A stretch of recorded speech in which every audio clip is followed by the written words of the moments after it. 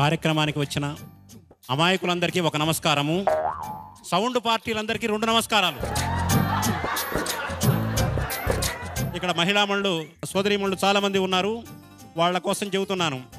ఒకసారి అడిగారు నన్ను, ఆడవాళ్ళు మంగళసూత్రాన్ని కళ్ళకద్దుకుంటారు, చెట్టంత మొగుడు పక్కనున్నా కూడా ఆ మొగుడినే కళ్ళకద్దుకుంటే బాగుంటుంది కదా, మంగళసూత్రంలో బంగారం ఉంటుంది కానీ మొగుళ్ళో ఉండదు కదా అన్నాను.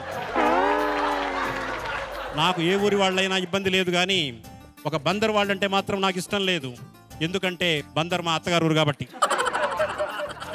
ఎంత ఆనందం అండి, మీరు కూడా నా టైపే అనుకుంటున్నాను. ఎవరి టైప్ వాళ్ళని వాళ్ళు ఈజీగా గుర్తించగలరు.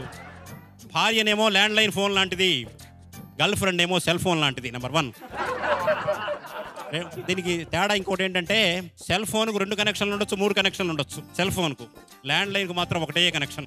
ఇంకోటి ఏంటంటే, సెల్ ఫోను చూడగానే ఎంత అందమైన ఫోన్ అయినా 20,000 30,000 పెట్టి కొన్నైనా ఈ పీసు మారిస్తే బాగుంటుంది, ఈ పీసు మారిస్తే బాగుంటుంది అనుకుంటారు.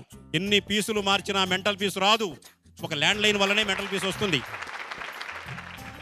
సెల్ ఫోను ఛార్జ్ చేస్తేనే పనిచేస్తుంది, రీఛార్జ్ చేస్తేనే పనిచేస్తుంది. ల్యాండ్లైన్కు ఛార్జింగ్ అవసరం లేదు, రీఛార్జింగ్ అవసరం లేదు. ఆ తాతగారు ఏం పలకడం లేదంటే సెల్ ఫోన్ 2-3 ఉన్నాయని నాకు డౌట్గా ఉంది. ఇంకో విశేషం ఏంటంటే, సెల్ ఫోను ఛార్జ్ చేస్తే పనిచేయడం, రీఛార్జ్ చేస్తే పనిచేయడమే కాదు, ఇంకొక పెద్ద సౌకర్యం ఉంది అందులో. దాన్ని వైబ్రేషన్లో పెట్టుకోవచ్చు, సైలెంట్ మోడ్లో పెట్టుకోవచ్చు, స్విచ్ ఆఫ్ చేయొచ్చు. కానీ ల్యాండ్లైన్ స్విచ్ ఆఫ్ చేయడం ఎవరి తరమో కాదు, మోగిందంటే వీధి మొత్తం వినిపిస్తుంది. ఒకసారి జంచాల గారు నన్ను హాస్యావధానంలో ప్రశ్న వేశాడు. ఏమండి, పెళ్ళప్పుడు అప్పగింతల కార్యక్రమం ఉంటుంది కదా, అప్పగింతలప్పుడు అమ్మాయి ఏమో ఏడుస్తూ ఉంటుంది, అత్తగారింటికి పోతే ఎలా ఉంటుందో ఏమోనని.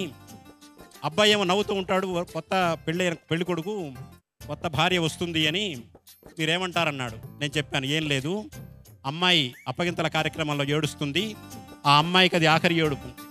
అబ్బాయి నవ్వుతాడు, అది ఆ అబ్బాయికి ఆఖరి నవ్వు అని చెప్పాను. చిత్రం ఏంటంటే, పెళ్లి చూపుల్లోనే ఒక మాయ ఉంది. అదేంటంటే, పెళ్ళప్పుడు అమ్మాయి అయస్కాంతంలాగా కనపడుతుంది పెళ్లి చూపులప్పుడు. పెళ్ళైన క్షణం నుంచి సూర్యకాంతంలా కనపడుతుంది. పెళ్లి చూపులప్పుడు అమ్మాయి మల్లె తీగలా కనపడుతుంది, పెళ్ళైన క్షణం నుంచి కరెంటు తీగలా కనపడుతుంది. కావాలంటే ఐశ్వర్య భర్తను కూడా కనుక్కోవచ్చు మీరు.